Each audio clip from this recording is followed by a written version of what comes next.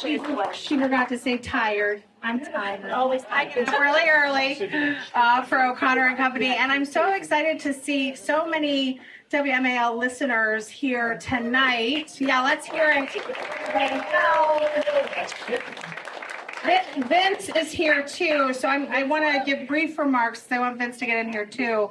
You know, school choice means a lot to WMAL. It means a lot to all the organizations that are involved in this night, but Larry and Vince and Chris and all of the hosts really make it a priority because we know it is the civil rights movement of the day. It is the most important thing and gift we can give to kids. Now, you know, I'm really passionate about this issue and I'm really involved in this issue, but it wasn't always like that.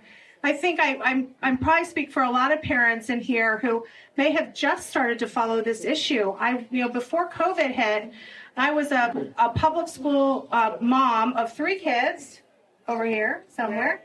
I talk about my kids an awful lot on the radio. So I was, I was sort of, a lot like Nate, I sort of had this feeling, this nagging feeling. Are the standards up to par? Are they learning what they need to learn? I was very worried. And then COVID hit.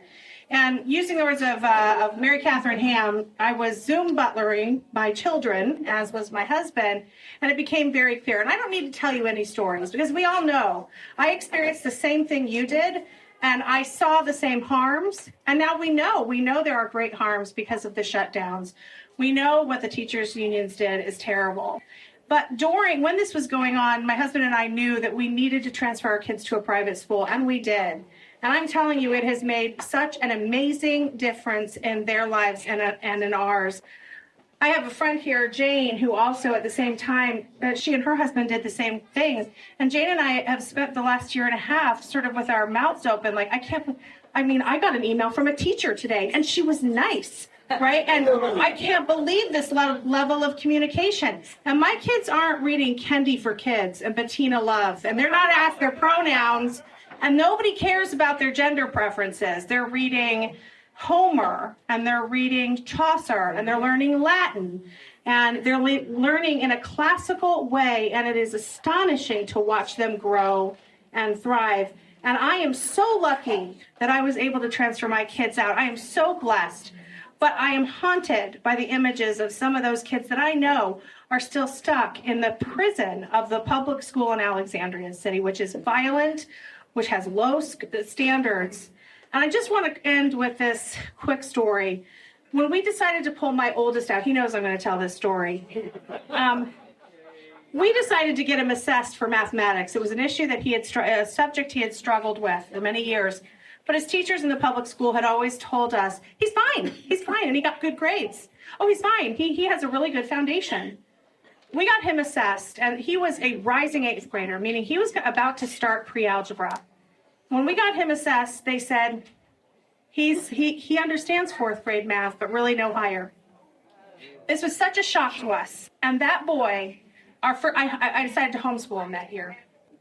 That boy worked so hard. He reviewed part of 4th, 5th, 6th, and 7th grade math in 1 year and worked. He worked we had a textbook. He'd never even seen a textbook. And he worked so hard. And I'm happy to report now he's in high school and he's ending algebra.